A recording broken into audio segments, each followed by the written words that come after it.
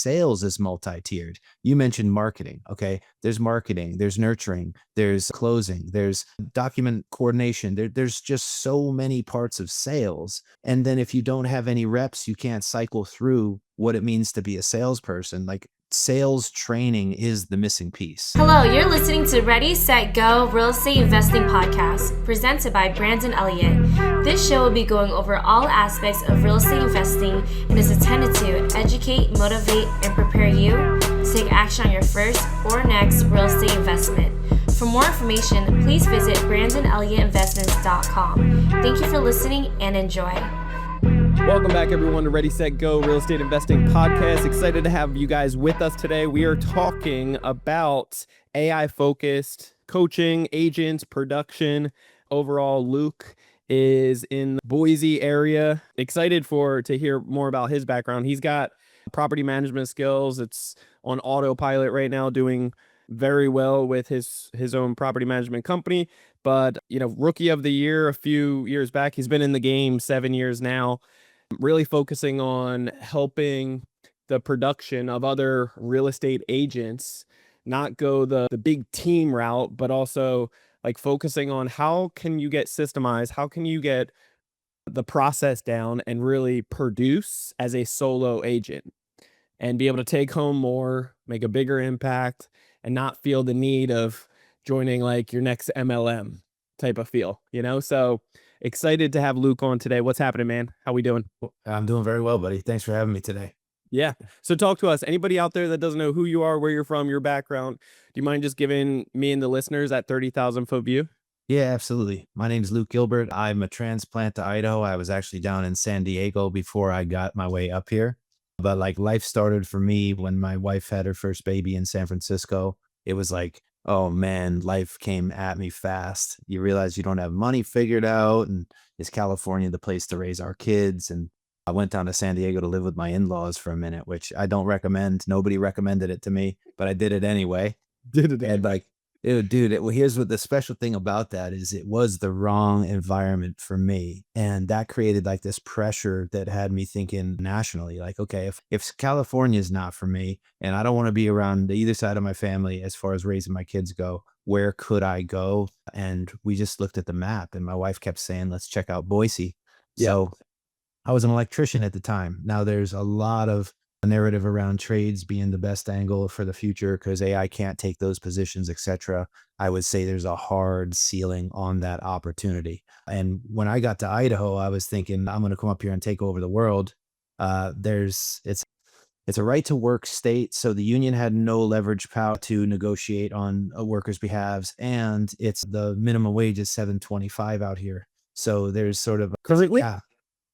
So the reality of our market is nobody makes minimum wage. Like every job out here starts at $15 an hour, but the established minimum wage is still $7.25. So there was sort of a low anchor. Yeah. So the union scale didn't make a ton of sense, but the cost of a house made a ton of sense up here. And like I was saving for a house, I'm air quoting here. I was saving for a house, living with my in-laws, and it was like California was just out of reach. There was no way. Sure. This was 2016, so things were still relatively affordable, but Idaho got put on my map, so we came to visit it, took a job, bought a house in the same 20 hours that I was out here because I'm like, this is it, dude. This town was booming. But it took about 2 years of Not to cut you off, but just curious because I don't know the market well. What is like a nice house or the average market in your area? Yeah, median home value in Ada County is like $530K. Nice. Cool. Yeah, and when I got here, like I bought my first house in Idaho for $225. It's like they were giving them away back then. Yeah. Come on.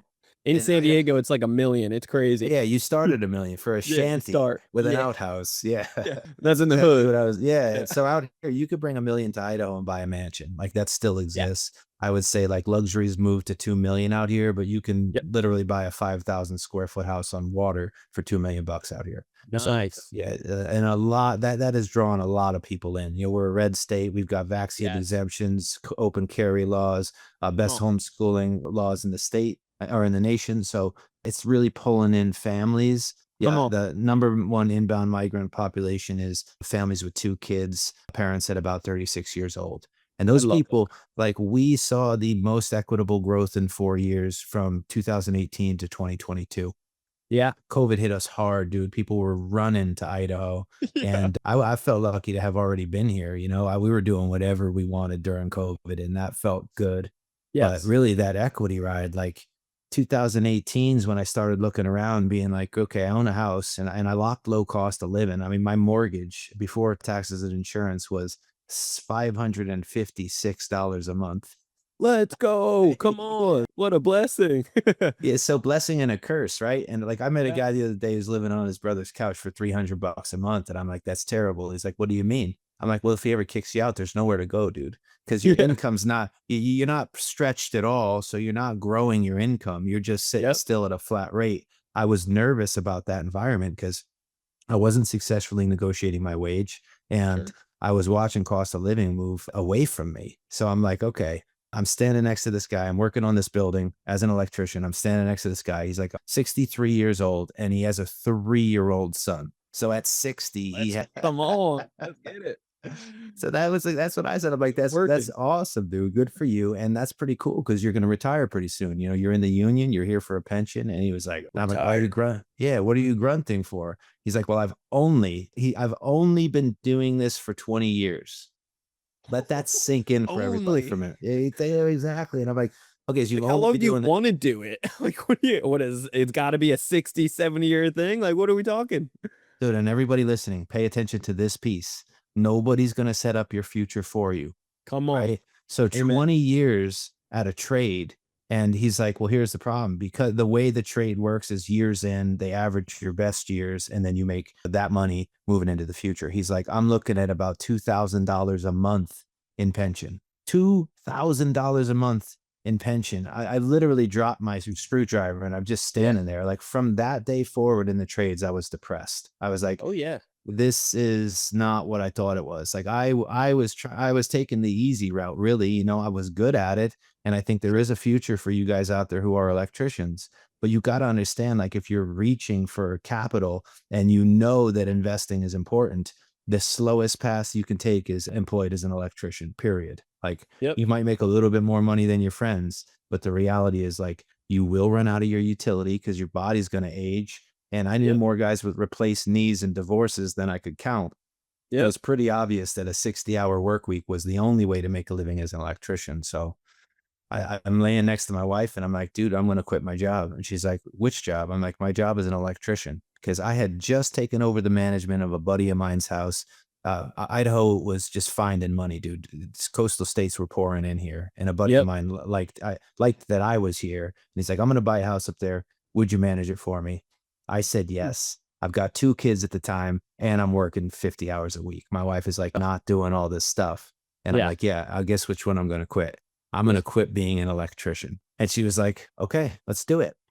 And like that was this moment in my life where I'm like, okay, that's when the fear really set in, right? It's like, oh my God, dude, I'm going to quit my job as an electrician. I don't know how to do anything else. How long were you electrician for? I was an electrician for like 6 years. Yeah.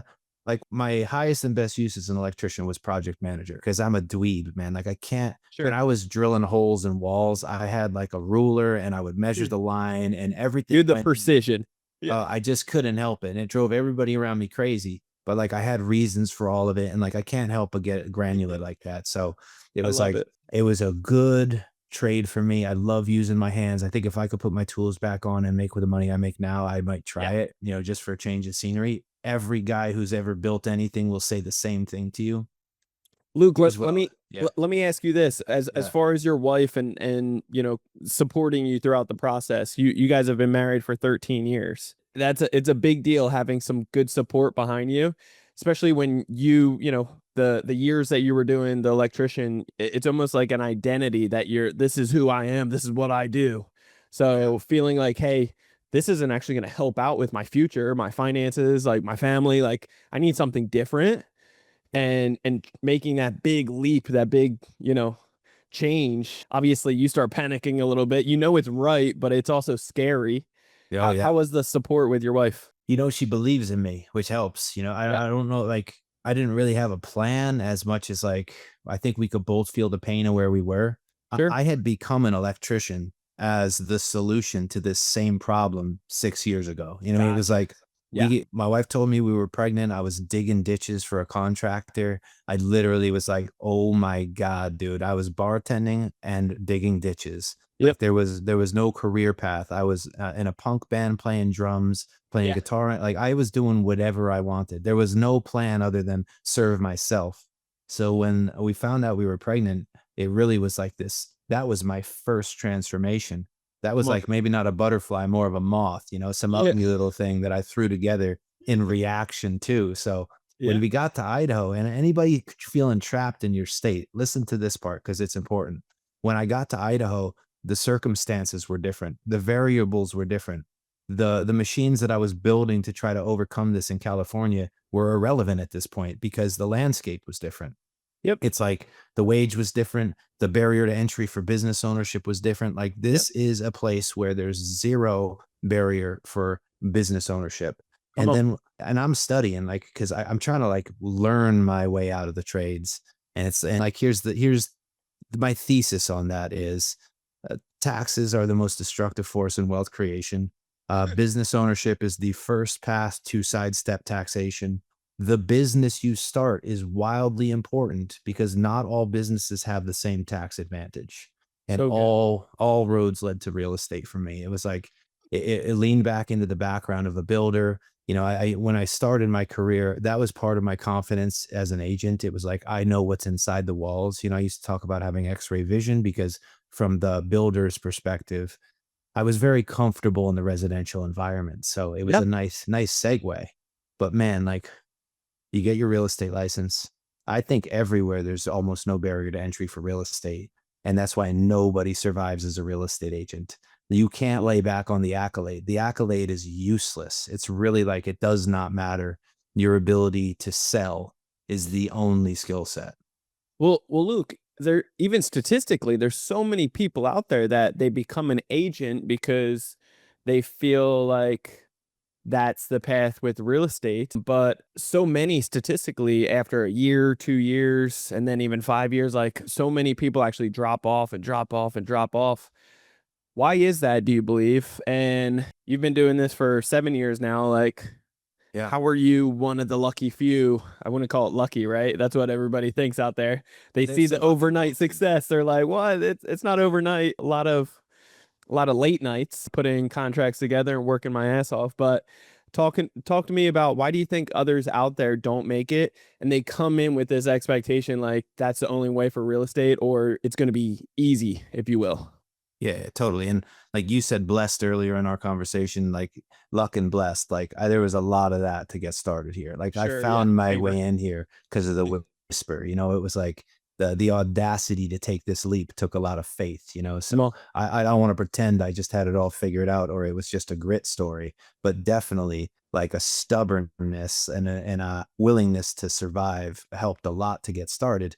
But I like trainable or like the reality of most people is when something has a low barrier to entry, the risk is minimized. It's like, okay, if I wanted to be a surgeon, I'm looking at 10 years of school.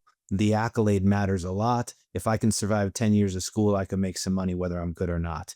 Real Yep. estate is 2 weeks of school, $600, and you're a licensed real estate agent, at least in my state. That for me was safe haven from I started over as an electrician when I came to Idaho because Idaho and California don't share the same regulations. So they wanted to Yep. start me as a first year apprentice after I was project managing $15 million residential remodels in San Francisco. So It's different. like it was Yeah. like, I'm not doing another 5 years of this was my mindset on it. And then the barrier to entry over here, like I got a contractor's license. It cost me $120 and proof of insurance. That's all you need to be a contractor in Idaho. And I got a real estate license, which was 2 weeks of school. And a lot of that was I helped my buddy get a house out here, did some of the legwork. The real estate agent made all the money. I saw the bottom line and was like, oh, dude, that was a miss on my part. If I had my real estate license, which is how so many people trip into real estate, they don't want to pay a real estate agent to sell their house, or they see it what a real estate agent makes and they think everybody's rich. Yep. But the reality is, it is not a technically proficient job. It can become that if you want to move into admin or transaction coordination, but it is a sales position. Yep. So most people don't think that. They're like, I'm good at my job. I'll be good at this thing. Most people have a job because they're scared of sales. If you can Yep. sell, why don't you own your own business? Yep. So 100%. that's what happens is you step out there and the terror around speaking to people you don't know or doing what it takes to sell. Most people can't survive that. And those that do get paid elite amounts of money. Yep. So Love the that. stats like 85% of real estate agents don't make it for through their first year because it takes 1 year to realize you don't have what it takes in sales and you're Yeah. not willing to overcome that obstacle, which if you were, you could literally survive in any industry. I'm curious if the expectations somehow with want to be real estate agents, they come in thinking that they're gonna be like investors in it or like that's where all the money's at, but they don't realize like it's not taught to them. Maybe it's like sold a dream or something like that it's not really a sales position. Like leads will just come to them. They don't realize that they're actually going to have to do like some door knocking or they're going to have to market themselves to the public and it's not going to be like everybody and their grandmother's naturally just going to come to them. Like Yeah, everybody and that they'll probably know. maybe their grandmother will come to them, Yeah, and that's the but that's first it. deal. Yeah, Yeah. it stops there, And and it's then your gonna take uncle 2 uses years for somebody her, and you're else. gonna have to Yeah, show 100 houses to her, it's like they don't realize that right, piece of it, so, therefore, once they realize, like, "Oh, it's not just gonna come to me in the next couple months," and then they have right, bills coming up, right. most people just don't have that grit to fight through it, and they don't have the Totally. coaching to, like, get the support they need to really hold them accountable and get things done. Did you have that type of coaching, or was it like a family, you got newborns, like you got something's got to give, you just got to fight through it. What was it for you? Yeah, I was reading aggressively. So, like, like most of us, Robert Kiyosaki was a mentor Yep. of mine. I read a lot of books on sales. Like the journey in sales is the terror, the willing to be in action, and then the action gives you feedback that creates the need for improvement. And then the good ones look for that information. And I read a ton of sales books. I read every sales book I could get my hands on to then get comfortable enough or confident enough in sales that I realized it was a leadership position and then read every single book I could on leadership. Come So on. like the growth, the trajectory is like curiosity wins. Curiosity plus grit wins over time. I had to win. That was my advantage, like the blessed part. I already had kids. I had already bought a house. I had things that I couldn't fail. And Yeah. if you can't fail, like the people that are living their lives for themselves with no strings attached, like they're usually not high net worth people because you need these creative constraints. You need people counting on you in order to grow through some obstacles you can't overcome alone. So I was reading aggressively, but also just I had to figure out how to do the work. Yeah. So just focusing on mindset and, improving your daily habits and so forth, getting a lot of education during that season Yeah. to persevere through and become that 15%, not the 85. Totally. And like, so my first year, it felt like losing the whole time. It Were literally you felt like doing it. it by yourself or Yeah. did you have like a brokerage that were kind of coaching you and guiding?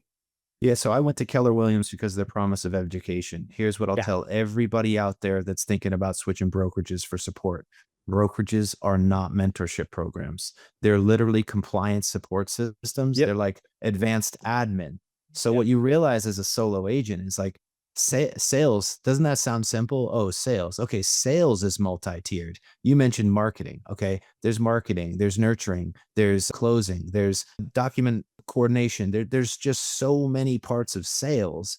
And then if you don't have any reps, you can't cycle through what it means to be a salesperson. Like sales training is the missing piece. Yeah. They'll teach you how to transactional law. They'll teach you all these things that should you actually learn how to sell may be useful.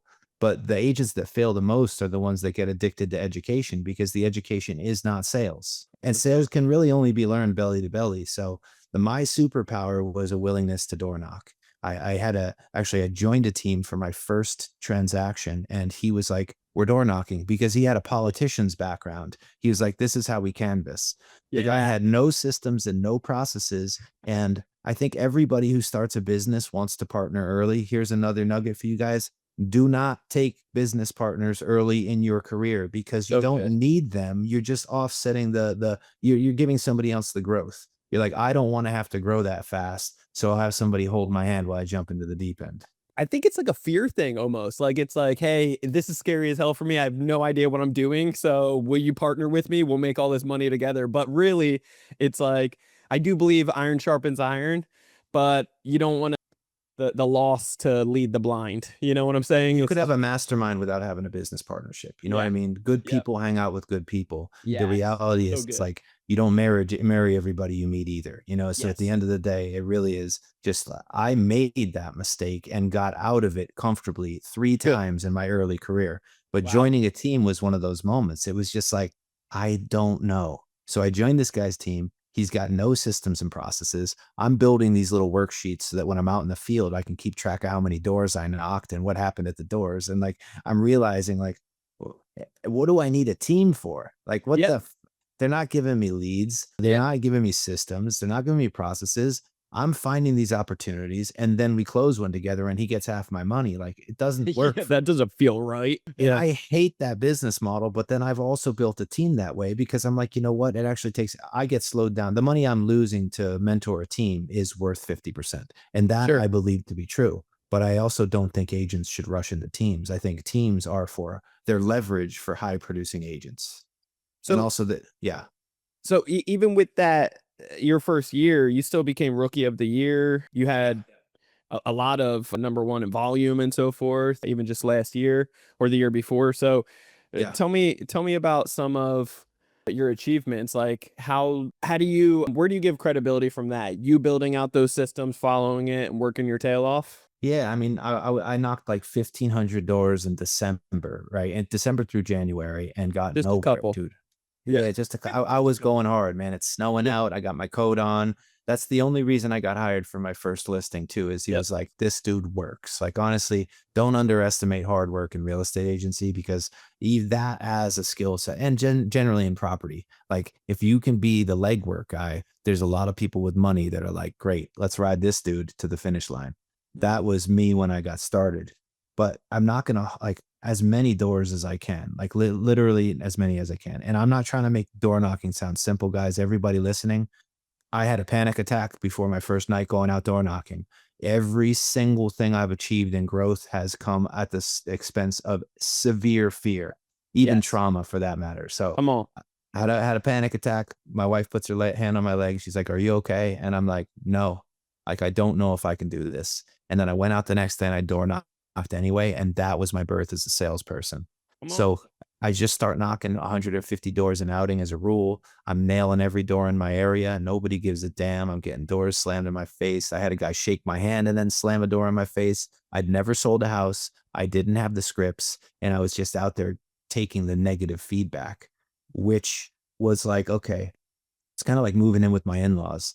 It was the wrong move, which gave birth to the right move, right? Yeah. So door knocking around an open house became my superpower. It's like now I'm not looking for the sale, I'm event promoting, and I have credibility because I'm marketing a property in the neighborhood. Come So on. like the workaround for me was it's not one or the other, it's the two together creates this lead generation system that doesn't cost any money. I'm Yep. not waiting for somebody to give me a list of numbers to call. It's not cold calling because it's got body language involved. So you Yep. get the body language converts at 55% higher than interactions without body language. So my conversion rates were statistically going to be better. It had all the makings of a smart system, and I I just love that. started treating it that way. So like my first video course and coaching offering is the 7-Day Empire program, which is Monday through Saturday, exactly what I do to run my open house system so that agents getting started know what to do. Because the know what to do, that took me months, dude. I'm 4 months in with no transactions until lightning strikes and I get my first listing. If I Yep. didn't get that first listing, I probably would have washed out. I Mm. get through year one and the brokerage awards me rookie of the year. I did not see that coming. I literally thought I was losing the whole year, dude. My wife didn't like me. My kids didn't know me. I was crushed. And then the brokerage gives me this award. Just like that first listing, it was like just that little bit of encouragement. And then I double my production in the second year. With the third year, I made $1 million in a single year. Come on. And it was a lot of it was market timing. That was 2021. Everybody was winning in 2021. But Yep. I had done the legwork for quick conversions, Yep. systems to make buyers simple because there was a lot of buyer activity out here. You could not get a listing in Idaho. So I shrinked down the number of hours required to create conviction in buyers and move into property. And it was like, dude, I sold 37 homes that year, flipped an entitled subdivision down in Cuna, and stacked like 60 doors into my management company. And basically broke everything else in my world. Yeah. But I was winning at work, brother. I was winning at work. So talk to me about that balance, do you believe in balance, or is that something that's for the birds? You just mentioned you were crushing it in work. All other areas were kind of falling apart a little bit. I think the book, The One Thing, says it best. It's like, Yep. it's not really about balance. It's about knowing when to go long. The reality is you got to go off the reservation for wealth. You have to. And then Yep. like you can chip away at it, but chipping away, like what I've learned is you've got to be in the water for the wave. And then that is a patience play. But then when the wave comes, you got to paddle like a son of a bitch or else it Yep. just crushes you. So and my timing was good, but then also like I prioritized wealth creation because I was coming from nothing and I was making hay while the sun shined. Now I came into 2022 with, a potential divorce and, some scars from the battle I've just come through. But I had a buddy who was like, well, what are you going to do about it? And I'm like, well, here's what I'm going to do. I'm going to 10X my home life. And he's like, well, what does that mean? And I'm like, every time my wife says, come home early, I'll do it. Every time I run out of work, I won't make busy work. I won't build something. I'll come home and I won't miss a single thing at home that is scheduled. No excuses. Yep. That was June 1st. I started that system. By the end of June, my wife said, I think we should have another baby. Yeah. Yeah. Come on. So that's going long, right? It's going long at work and then going long at home. And the reality is like, it's a priority game. Like you have to have clear priorities and then sacrifice everything else. And you can be out of order in priority intentionally in order to win. I do it all the time, but having a clear understanding and a clear statement of what your priorities are makes those decisions simple. So you know when you're off. Like if you're on the wrong priority, it might be the right priority for that moment or that conversation, but you know what your hierarchy looks like. So you don't sacrifice. Like an example I always give on this is being a father doesn't make you a good husband. Yep. That's out of order. You have to So be good. a good husband first. So if Yes. you prioritize being a good husband by default, you'll be a good father. But that's Yep. not necessarily true either. But you can't say I'm a good father, so I'm a good husband. That's an example of out of order priority. Yes. So life is that way. If you get your priorities out of order, you feel it. It's like a disease. You feel uncomfortable. And the reason is you don't have a clear statement of your priorities. So you don't understand that you've decided to go long on something. Because if you go long on something, you could say, honey, I'm about to go long on this thing. She knows Yep. what I'm talking about. And I'm Yep. like, I'm going to be buried for a minute because what I see at the end of this path, the vision I have here is worth the risk. Yes. If it's not worth the risk, getting her. don't do it. Yep. And getting her to buy into the vision. And I know that it's going to be a season that will come and go, but you're gonna go out, you're gonna hunt, you're gonna make this, work for the family. I love Yeah, that. and I think a lot of men get it all mixed up too. They think that it's always about being out in the field. Like Yep. that you could spin your wheels in the mud. You could waste a Yep. lot of gas spinning your wheels in the mud. So like knowing when to be patient and build and when to go out and hunt, like that's something that I continue to work on. But I've been in a working on my business season for the last year and a half to 2 years because I feel like aggressively lead generating right now feeds back into an under capacity system. So there's production and there's production capacity. I need to focus on production capacity so that should I focus on production, I can field the work. Yep. And a lot of people, they just stay out there in production and then they're looking for hot business because all of these leads that they've created are dying on the vine. It's like, dude, slow down, step back into working on your business and build better processes so that you can integrate into better systems. And like I said, that last part intentionally, processes precede systems. That's $1 million lesson I've learned probably losing 60 grand and 3 years of time. Because the reality is you think you could just buy a system that will then run your business. Well, how does your business run? If you don't know how your business runs, you fall default to the canned processes that the system comes with, and that never serves your culture. It never serves the way your customers expect to interact with you.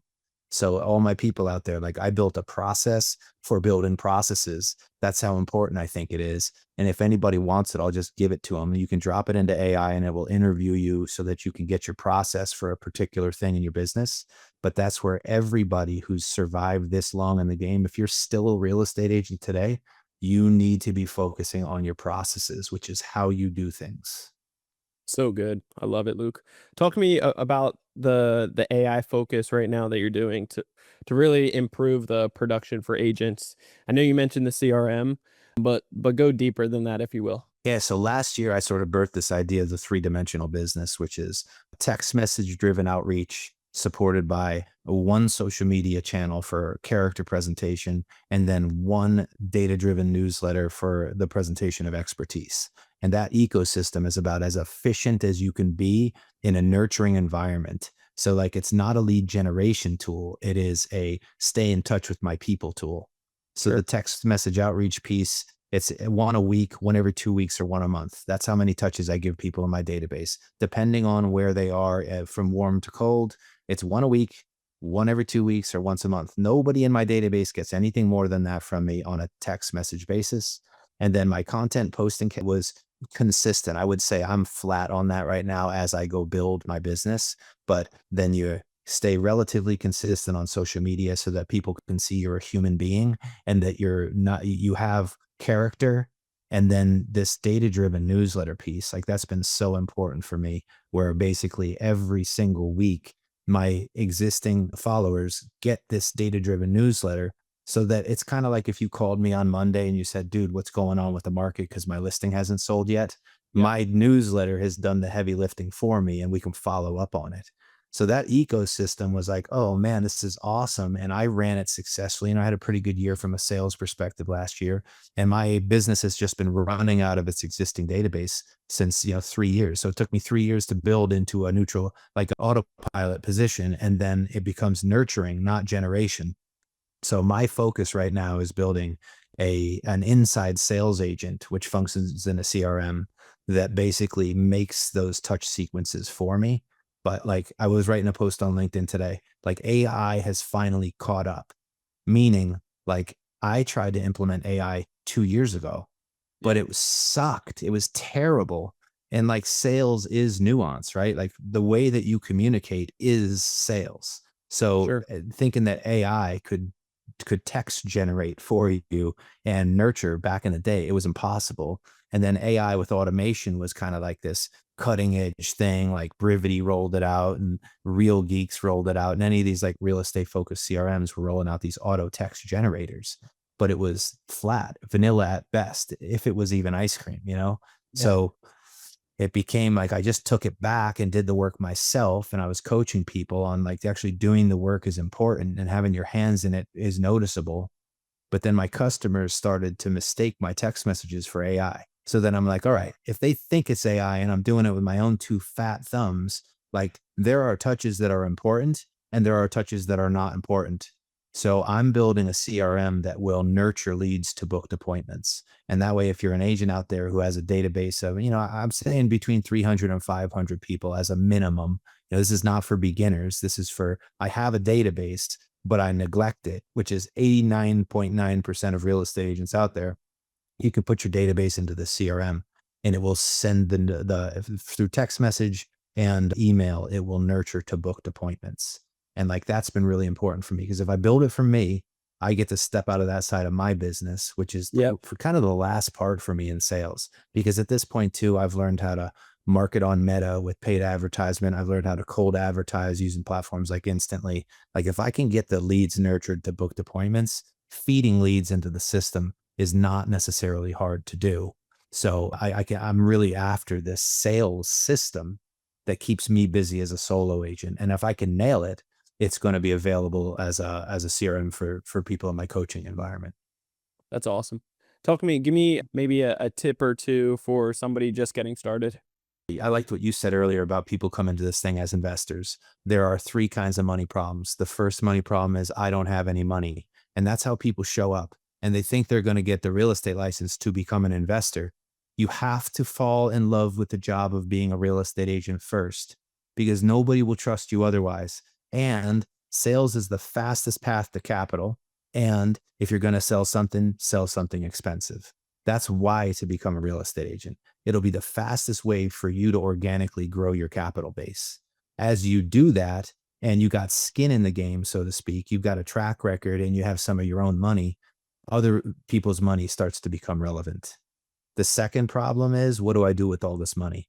And what do I do with all this money is an investment principle. But until you solve the money problem, the first money problem, which is I don't have any money, do not focus on the what do I do with all this money problem because it's irrelevant. Yep. Yeah, it's overcomplicating Oh, things. I think I froze. I'm here. Did you Yeah, freeze or me? you froze for a second, but yeah, I definitely understand where you're like people overcomplicate the next like the fifth, sixth, seventh step when it's like, dude, you don't even have the money yet. Like, don't worry about that Totally. piece. Work on the energy and efforts to get the money. When you get the money, that's a good problem to have. We'll figure it out at that point. Don't be Right. stupid with it. Don't go buy the $20,000 Gucci sweatshirt or the Lamborghini because now you got money. Learn, good debt versus bad debt, and we can figure out how to put the money to work after.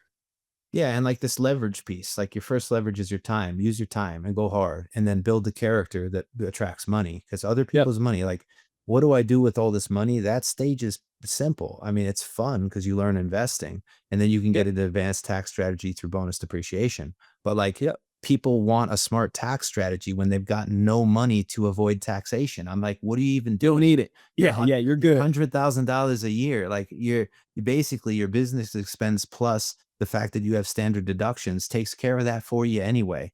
You Yep. don't need it till you're buying buildings. And that is Yeah. like but you have to fall in love with real estate agent as a job before you can build the character that attracts money in that field. Otherwise, go be a financial manager and make a bunch of money doing something else and come back to real estate with cash because Mm. a real estate agency is leveraging your time for money thing. It's not leveraging real estate for tax advantage. Yep. Yeah, I definitely understand the perspective behind it, and yeah, it's a good approach. I love that. Yeah, Um, that's the advice though. If you're a real estate agent right now and you're doing it as a pass through, you're not going to make it. And it can end up being a pass through for you, but you got to be a laser beam right now, dude. You've got to fall in love with being a real estate agent before anybody will take you seriously. yeah. I originally a long time ago, back in 2015, I was getting into real estate and I was getting my license. I took the test, I took all these things and I took the classes. I didn't take the test. I paid for the test. I was about to go into the test and then I had this epiphany that I wanted to be more of an investor. I didn't want to show homes, and I knew that was going to wear me out. And it was picking up like another job that it would kind of drive me crazy. I wanted to be on that investor side, and I realized why I was doing it was credibility. And so I realized that the knowledge that because I was geeking out on podcasts like this, YouTube, university, and then all the books I could get my hands on for real estate investing, and I had the knowledge. I needed to take the action. It took literally 4 hours every single day for 2 years to finally get the guts and the balls to jump into real estate, and I didn't have any money, but I figured out how to, as I was reading and realizing, like, I'm gonna need some money, how do I get money? I figured out, credit and how to be able to utilize the power of 0% credit because I had a very cheap mindset at the time. And Yeah. and so that's how we ended up getting massive amounts of funding and all Yeah. 0% interest and started doing the Burr strategy. And that is what absolutely changed my life. Yeah, I love By that. I just like here's the thing. Like I love that you're like, I don't want to be a real estate agent because of X, Y, and Z. Like you got a reason. Like I guess what I'm getting at is if you are a real estate agent, Yeah, but you're 100. doing it you're working your way through it, like that's Yes. okay too. But the only reason to become a real estate agent is because sales is the fastest way to capital. Yep. Capital, if you're going to make money in sales, sell something expensive.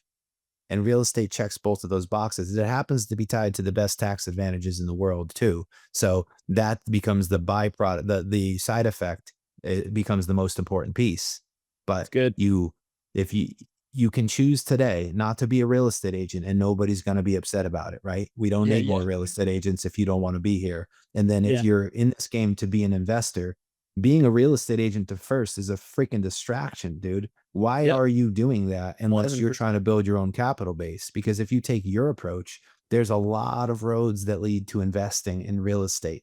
And if that's your thing, don't come to real estate agency like, oh, I don't care about this. I'm actually an investor. It's like, Yep. get your real estate license because it's a tool in your belt, or it is something you can fall in love with to make some money. Otherwise, it's not going to save you, dude. You're going to wash out. Yep, so good. Yeah, at the end of the day, if you are a real estate agent right now or wanting to be, don't be the statistic of the 85%. Work your tail off, put in the reps and get some systems locked in to be able to improve so that you're on the good side of the statistics, right? Yeah, and reach out because mentorship and sales training is the missing piece for everybody. Sure. It's Yep. hard to find. So, like, I happen to be weird in that I want to spend my time with agents to help them win. Not all successful real estate people want the job of mentorship. So it's not just find somebody who's winning and ask them to be your mentor. Like, that doesn't really work. When you can find somebody who's building a program of mentorship, it's a rare opportunity, and that's what I'm after here. So if you're a real Good. estate agent out there and you're not sure you're going to make it, or you want to make sure that you make it, reach out because I'm happy to just hang out and have a phone call. If I could change your life in 1 hour, you don't owe me nothing. But it could be you need regular consulting with a guy who's winning in this space across development, management, coaching, digital products, and real estate sales. Like that, the digital product piece is really important in the near future too. So holler at me, man. I'd love to talk.